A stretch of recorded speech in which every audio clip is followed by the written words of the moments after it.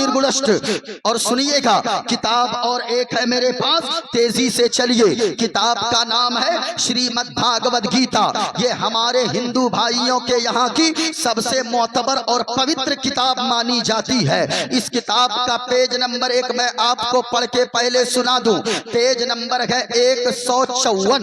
और ये देखे, मैं एक श्लोक पढ़ता हूँ। किताब का नाम श्रीमद् भागवत गीता। लिखा गया है, वायुर्देयर्मुगुणी वरुणा शशंका प्रजापतिष्ठं परपिता महष्ट नमो नमस्ते सुशाहस्कृता पुनष्ट भोयोपि नमो नमस्ते गणेशियं चरणं शीशमनं शशांकं चरणं शीशमनं पर्वतं चरणं शीशमनं गंगाजलम स्नानं पंडितम गौदानम स्वाहा।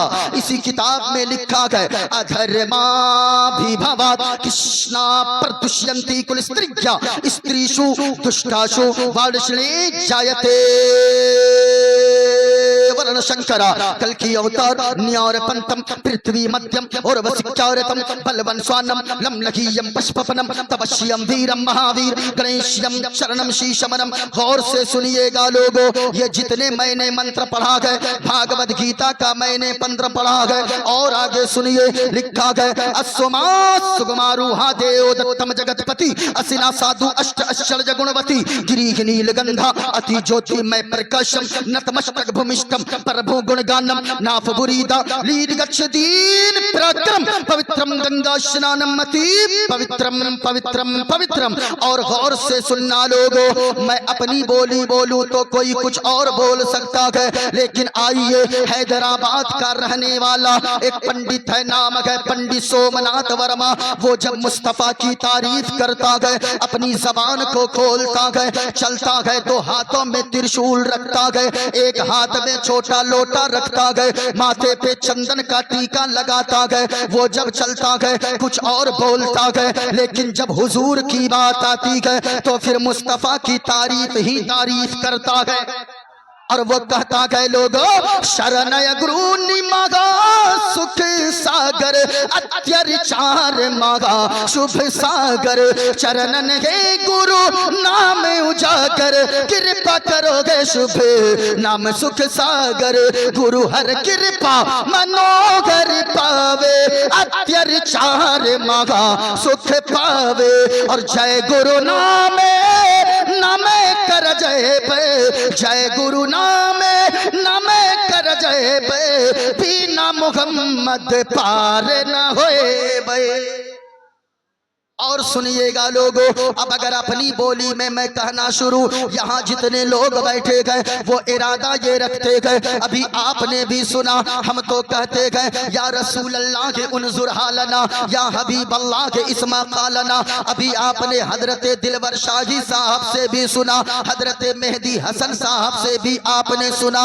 लेकिन सुने, अगर इसी को मैं पलट के कहने लगूं तो सुने सुने, कहा संकट मोचन संकट गारी संकट मोचन संकट गारी संकट मोचन। कभी आप जाएंगे रास्ते में किसी मंदिर के सामने लिखा हुआ देखेंगे संकट मोचन मंदिर। संकट मोचन कहते गए यानी दुख को दूर करने वाला, तकलीफ को दूर करने वाला। हम ईमान वाले, नबी के चाहने वाले, नबी से प्यार करने वाले अगर अपनी जबान में बोले तो फिर ये बोले संकट मोचन संकट गारी अरबन मदनी अरबन मदनी।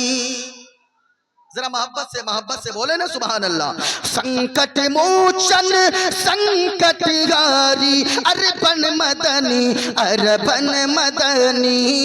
कल्याण करो मोरा गे कल्याणी अरबन मदनी अरबन मदनी। और या रसूल अल्लाह, ये जितने दीवाने बैठे गए ये बस यही इरादा लेकर बैठे गए, या रसूल अल्लाह विनती कर दो मंगल मंगल, विनती कर दो मंगल मंगल।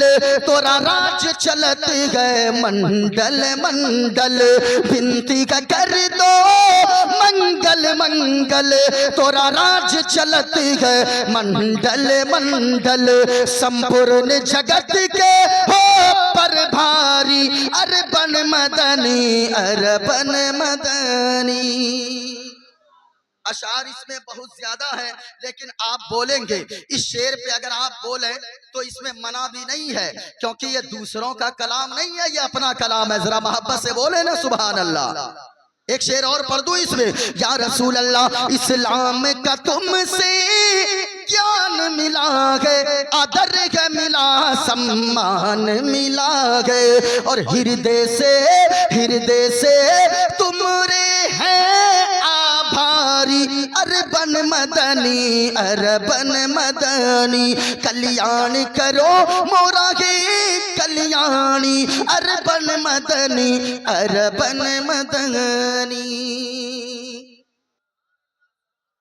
अच्छा आप लोग बोलते तो रहिए, एक बार बोलिए ना सुभान अल्लाह। इसे मोहब्बत से कहते, जरा मोहब्बत से बोले सुभान अल्लाह। मैं मुसाफिर आदमी हूँ, मैं दुआ करता हूँ मेरे मौला, यहाँ जितने लोग बैठे गए जो अब तक नबी के इश्क में बैठे गए, उन्हें कुछ दिखाना ना दिखाना, लेकिन हुजूर का गुंबद खजरा जरूर दिखा देना। इससे बड़ी दुआ मेरे पास नहीं है। और याद रखिएगा, हाँ अभी तो शुरू भी नहीं कर रहे हैं, आपका खत्म होने वाला हो। देखिए दिलवर शाही साहब उधर फोन पे उधर किसको कह रहे हैं, वो कह रहे अब खत्म हुआ बोला तो खत्म हुआ बोला हो। अच्छा खत्म कर दें क्या? जरा हाथों को उठाकर बताइए तो कितने लोग चाहते खत्म कर दें? अच्छा नहीं, हाँ सुनिए, इससे बड़ी दुआ मेरे पास नहीं है, क्योंकि लोगों जो भी गुंबदे खजरा को जाता है, अल्लाह की कसम कहता हो, अब जो भी जाए वहां से होकर आता है, ऐसा लगता है पूरी दुनिया की खूबसूरती को भूल जाता है, और वो घर वापस आके यही गुनगुनाता है, अपना सब कुछ गुंबद खजरा कल भी था और आज भी है। रख दीजिए हाथ में दे दीजिए, इसमें टाइम बर्बाद होगा, 2 मिनट चला जाएगा। हाँ जरा मोहब्बत के साथ पूरा मजमा बोलिए, आज भी है अपना सब कुछ गुंबद खजरा कल भी था और। अरे भाई मैं इस तरह दुआ दिया हूँ, पता है मुसाफिर की दुआ अल्लाह कबूल फरमाता है। मदीने वाले मुस्तफा फरमाते गए, सलासो दावातिन युस्तजाबु लहुन्ना ला शक्क फीहिन्ना, 3 लोग दुनिया में ऐसे गए जब भी वो दुआ के लिए हाथों को उठाते गए, सच्चे दिल से जब भी दुआ मांगते गए, अल्लाह उन 3 लोगों की दुआओं को फौरन कबूल फरमा लेता है। कौन कौन है सुनिए, आकाए करीम ने फरमाया, पहला कौन है? 3 लोगों की दुआएं अल्लाह रद्द नहीं फरमाता गए। पहला आका फरमाते गए, दावतुल मज़लूमी, मज़लूम जब दुआ के लिए हाथों को उठाता गए, यानी जिस पे जुल्म किसी ने किया गए, वो तो कमजोर जिस्म का गए, वो जानता गए किसी ताकतवर ने किसी कमजोर को सताया, किसी कमजोर के हक को दबाया, किसी कमजोर को मारा, किसी कमजोर पे जुल्म किया, वो तो कुछ नहीं बिगाड़ सकता, वो कमजोर जानता है इनकी लाठी है, और दुनियावी कहावत है जिनकी लाठी उसकी भैंस। याद रखना लोगों, ये मजलूम तो तेरा कुछ नहीं बिगाड़ सकता है, अगर हमने किसी पे जुल्म किया वो तो मेरा कुछ नहीं बिगाड़ सकता, क्योंकि आज मेरे पास पावर है, मेरे पास पैसे है, मेरी लाठी मजबूत है, मेरे पास दौलत का अंबार है। लेकिन याद रखिएगा, सारी दुनिया के लोगों की बातें गलत हो सकती है, लेकिन मदीने वाले मुस्तफा का फरमान गलत नहीं हो सकता है, क्योंकि लोगों है कौले मोहम्मद कौले खुदा, फरमान बदला जाएगा। है कौले मोहम्मद कौले खुदा, फरमान बदला जाएगा, और बदलेगा जमाना लाख मगर कुरान न बदला जाएगा। आका फरमाते गए, वो मजलूम वो कमजोर इंसान, वो तो ताकतवर का यहाँ कुछ नहीं कर सकता, लेकिन वो कमजोर, वो मजलूम रात की तारीकी में अकेले बैठकर जब दुआ के लिए हाथों को उठाता गए, आंसू बहा बहा कर दुआ मांगता गए, मुस्तफा फरमाते गए अभी मजलूम दुआ के लिए हाथों को उठाकर अभी चेहरे से नीचे भी नहीं लाता गए, अल्लाह ताला मजलूम की दुआ को फौरन कबूल फरमा लेता है। इसलिए किसी पे जुल्म न करें। दूसरा कौन है सुनिए, आका फरमाते गए दावतुल मुसाफिरी, मुसाफिर जब दुआ मांगता गए, अगर कोई मुसाफिर आपके यहाँ आ जाए तो फिर आप भी दुआ उनसे लिया करो, अगर कोई मुसाफिर आपको कहीं दिख जाए उनसे दुआ किया लिया करो, क्योंकि मुस्तफा फरमाते गए जब मुसाफिर दुआ मांगता है अल्लाह मुसाफिर की दुआ को फौरन कबूल फरमा लेता है। कितने लोग हो गए? ऊंचा बोले पूरा मजमा, कितने लोग हो गए? तीसरा मैं आखिर में बताता हूं, तो मैं मुसाफिर हूं, भूलना नहीं है। ये तीसरा मैं बताकर जाऊंगा कि कौन है जिसकी दुआ को अल्लाह फौरन कबूल फरमा लेता है। गौर से सुनिए, मैं मुसाफिर ही दुआ देकर जा रहा हूं, अल्लाह जितने लोग बोल रहे हैं, जितनी आवाज से बोल रहे हैं, उनको उतनी जल्दी गुंबदे खदरा की ज़ियारत अता फरमा देना। जरा झूम कर बोलिएगा अपना सब कुछ गुंबद खजरा कल भी था और आय हाय हाय सलामत रहे देखे गुंबदे खदरा। आय हाय, जब तस्वीर में इतना खूबसूरत है कभी जाकर देखिए, कुछ मत देखिए दुनिया में, गुंबदे खदरा जाकर देखिए ना। अल्लाह ने जो आंखें दिया है ना, मकसद में अल्लाह कामयाबी अता फरमा देगा। अपना सब कुछ गुंबदे खजरा कल भी था और ऐसे बोलिएगा जरा जोर से, अपना सब कुछ गुंबद खजरा कल भी था और आज भी है, और मेरे नबी से मेरा रिश्ता, मेरे नबी से मेरा रिश्ता कल भी था और मेरे नबी से मेरा रिश्ता कल भी था और आज भी गए। और एक शेर सुनिए, इजाजत है तो हाथों को उठाकर बोले सुभान अल्लाह, माशाअल्लाह। सुनिएगा, बतला दो गुस्से ताख नबी को गैरत सुन्नी जिंदा गए, अरे दीन पे मर मिटने का जज्बा कल भी था और आज भी गए, मेरे नबी से मेरा रिश्ता कल भी था और आज भी गए। देखिए किताब, मैंने एक मंत्र पढ़ा है, अधर्मा विभवात् कृष्णा प्रदुष्यन्ति कुलस्त्रीज्ञा स्त्रीषु दुष्टाषु वारिष्णी जायते वर्ण शंकरा। गौर से सुनिएगा लोगों, हलाल और हराम का तसव्वुर हर मजहब में नजर आता है, लेकिन माने या ना माने कोई समझने का फर्क होता है। हमारा इस्लाम तो कहता है हलाल खाओ, अल्लाह ने हलाल में बरकत रखा है, हराम से बचा करो क्योंकि हराम में अल्लाह ने बरकत को नहीं रखा है। हलाल खाइए, जलसे में आने का मकसद ये है आप हलाल खाइए, हलाल कमाइए, हलाल सुनिए। और अगर आपने हराम खाया, हराम बातें बोली, हराम चीजें आपने सुना, तो फिर क्या होगा? सुने सुने, घर के माहौल बिगड़ जाते हैं, नस्लें तबाह होती है।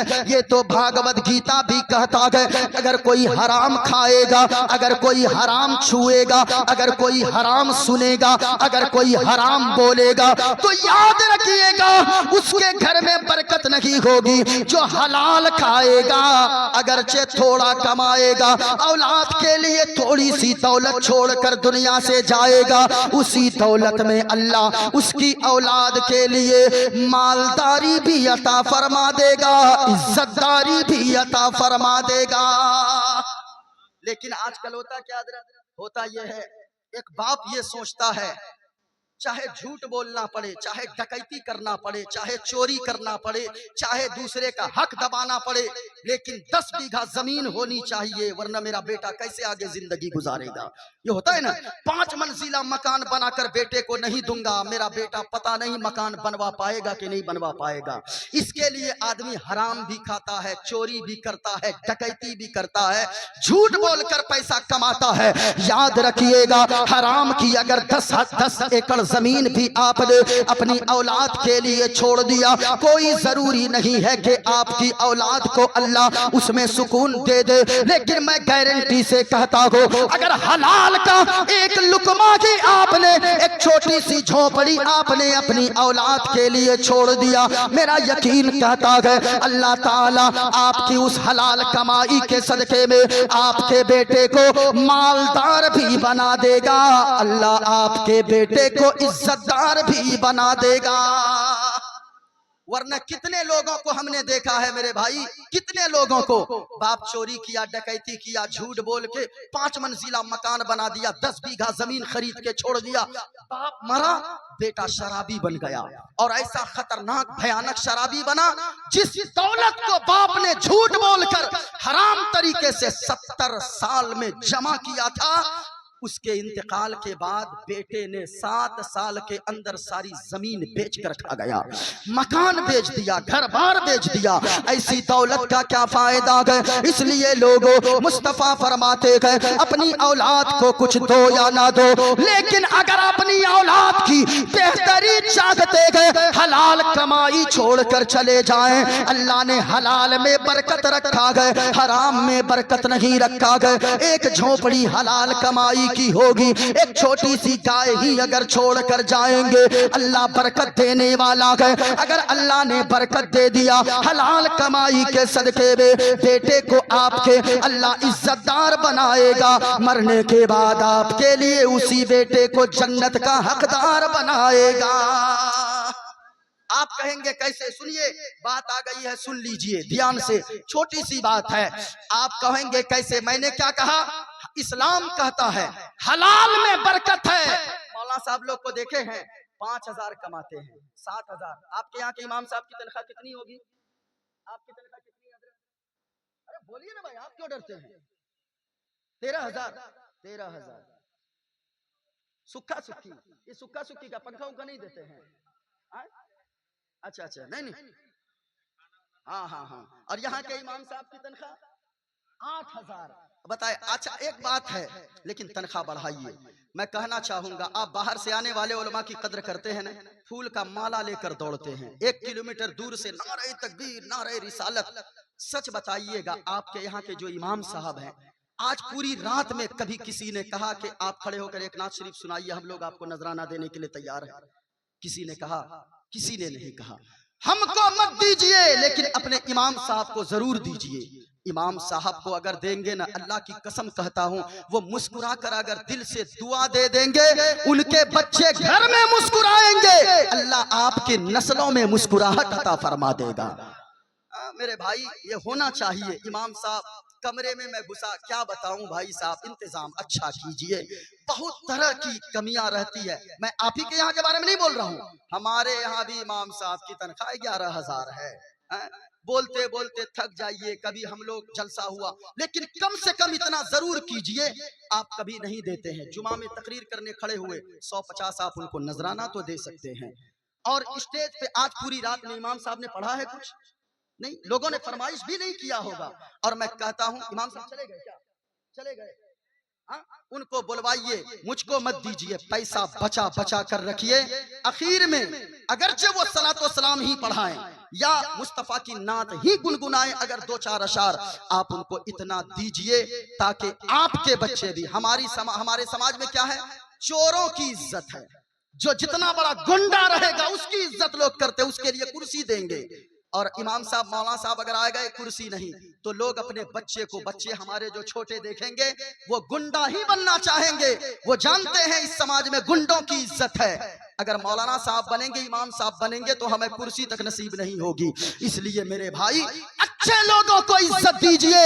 अगर नेकों को इज्जत देना ये कौम शुरू कर दे, अल्लाह की कसम कहता हूँ, अगर इन उलमा को अपने सर का ताज बनाने लगे, हर इंसान का बेटा, चाहे वो MP का बेटा हो, चाहे वो MLA का बेटा हो, चाहे वो मास्टर, डॉक्टर, इंजीनियर, प्रोफेसर, किसी का बेटा हो, हर बेटा ये देखेगा और सोचेगा जितनी इज्जत मौलाना की गई उतनी इज्जत किसी की नहीं गई, मैं कुछ बाद में बनूंगा, कौम का मौलाना पहले बनकर दिखाऊंगा, तब होगा। लेकिन यहाँ हमने कद्र क्या किया है, जरा गौर से सुनिएगा। हलाल में बरकत है, मैं ये कह रहा था, फिर भी आप 8,000 देते हैं ना, 8,000 में आप देखिएगा उनके कपड़े की क्रीच कभी खराब नहीं होती है, कभी देखिएगा। अल्लाह अकबर, हमने देखा हजरत 800 2,000 की बरकाती टोपी पहनते हैं 8,000 कमाने वाले।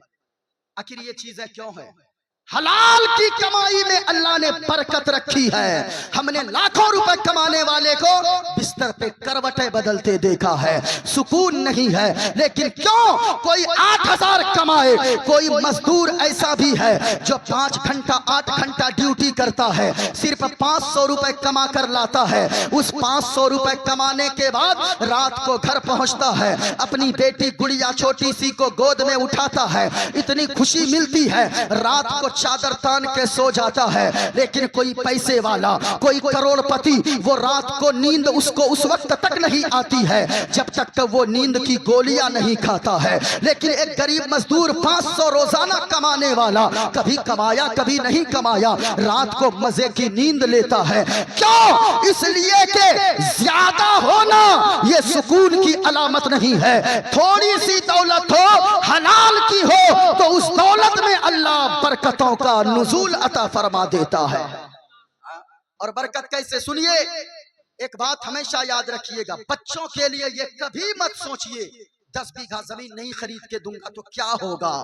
आपके सोचने से कुछ नहीं होगा, वही होगा जो मंजूर खुदा होगा। हमारे सोचने से कोई, हाँ कीजिए जितना जमा करना है, लेकिन हराम की कमाई शामिल नहीं होनी चाहिए।